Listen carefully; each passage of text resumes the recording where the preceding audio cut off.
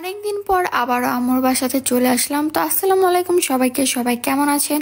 আশা করি সবাই অনেক বেশি ভালো আছেন। আমি আপনাদের সাথে শেয়ার করব আমি সকাল থেকে একদম সন্ধ্যা অবধি আম্মুর বাসাতে কি কি করলাম, তার সাথে হচ্ছে কি কি খাওয়া দাওয়া করলাম, সবই আপনাদের মাঝে শেয়ার করব। এদিক দিয়ে দেখছিলাম আম্মু আজকে মিষ্টি কুমড়া ভাজি করছিল, তার সাথে হচ্ছে আজকে মাছ ভাজাও হবে। তাই চুলাতে একটা কড়াই বসি, তার মধ্যে হচ্ছে তেল গরম করতে দিয়ে দিল। এদিক দিয়ে হচ্ছে আমার চুলগুলো খুবই বিরক্ত করছিল, যার কারণে আমি সুন্দর করে চুলগুলো বেঁধে নিলাম। এদিকে হচ্ছে আমার আম্মু সুন্দর করে মাছ ভাজতেছিল আর আমি দাঁড়িয়ে দাঁড়িয়ে দেখছিলাম। গাইস, আম্মুর বাসায় আসলে আমাকে কোনো কাজই করতে দেয় না, কারণ আমি আমার বাবা মায়ের একমাত্র মেয়ে, আর একমাত্র মেয়েদের একটু বেশি আদর করে। যাই হোক, এইসব বাদ দেই, খাওয়া দাওয়াতে চলে আসি। খাওয়া দাওয়া করছিলাম, এখানে হচ্ছে আম্মু মাছ ভাজা দিয়েছে আমাকে, সাথে এখানে একটা তরকারি ছিল, আর এই পাশে ছিল হচ্ছে মিষ্টি কুমড়া ভাজি। প্রথমে ভাবছিলাম যে কি কি দিয়ে খাওয়া যায়, প্রথমে হচ্ছে কি দিয়ে খাবো আর কি। ভাবতে ভাবতে হচ্ছে মাঝখানে যে তরকারিটা ছিল সেটা নিয়ে হচ্ছে খাওয়া শুরু করে দিলাম। সুন্দর করে মাখিয়ে হচ্ছে মুখের মধ্যে দিয়ে দিলাম, আর মুখে দেওয়ার সাথে সাথে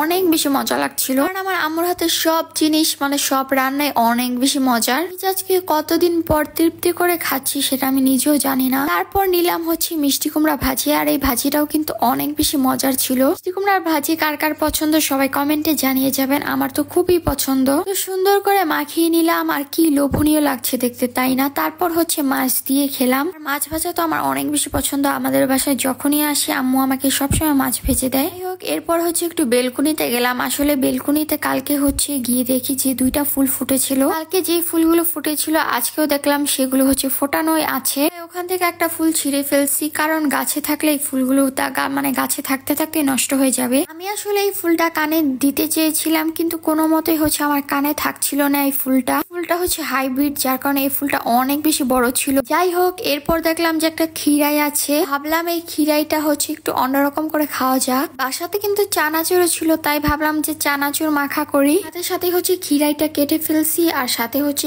একটুখানি পেঁয়াজ কুচিও করেছিলাম। মরিচ কুচি করি নাই, কারণ আমি ঝাল এতটা খাইও না। এই তো চানাচুর একদম ডিব্বা ধরে হচ্ছে নিয়ে চলে আসলাম। তাহলে চানাচুর তো আমাদের সবারই অনেক বেশি পছন্দের একটা খাবার বা নাস্তা বলা যায়। আমি তো খাওয়া শুরু করে দিয়েছি। যাই হোক, এই চানাচুরটা হচ্ছে সবকিছু দিয়ে যদি একটু মাখানো যায় তাহলে কিন্তু খেতে আরো বেশি মজা হয়। সবকিছু হচ্ছে আমি একটা প্লেটে নিয়ে নিচ্ছি। এখানে হচ্ছে আমার একটু লবণ লাগতো সামান্য, তো আমার লবণ আনতে একদমই মনে নাই। এখন আমি যাব হচ্ছে লবণ আনতে, আর লবণ নিয়ে চলে আসলাম। আর লবণটা হচ্ছে আমি হাতে করে নিয়ে আসছি। এখন হচ্ছে লবণ দিয়ে খুব সুন্দর করে একটু মাখিয়ে নেব। মাখানোর পর এখানে পরিমাণ মতন চানাচুর দিয়ে দেবো, আর চানাচুর দেওয়ার পরে হচ্ছে আর একটু ভালো মতন মাখিয়ে নিতে হবে। এখানে হচ্ছে আমি আবার একটু সরিষার তেলও দিচ্ছিলাম। সরিষার তেলটা দিয়ে মাখালে হচ্ছে আরো খেতে অনেক বেশি মজা হয়। হচ্ছে আমি আর একটু ভালো মতন হচ্ছে সবকিছু মাখিয়ে নেব। আর দেখতে কিন্তু অনেক বেশি লোভনীয় লাগছে, আর খেতেও অনেক বেশি মজাদার হয়। আমার মাখানো শেষ, এখন হচ্ছে আমি খাবো। তো খাওয়ার পর হচ্ছে আমার কাছে অনেক বেশি মজা লাগছিল। আপনারা চাইলে এইভাবে খেতে পারেন। তো আজকের জন্য এই পর্যন্ত, সবাইকে জানাই আল্লাহ হাফেজ, সবাই ভালো থাকবেন।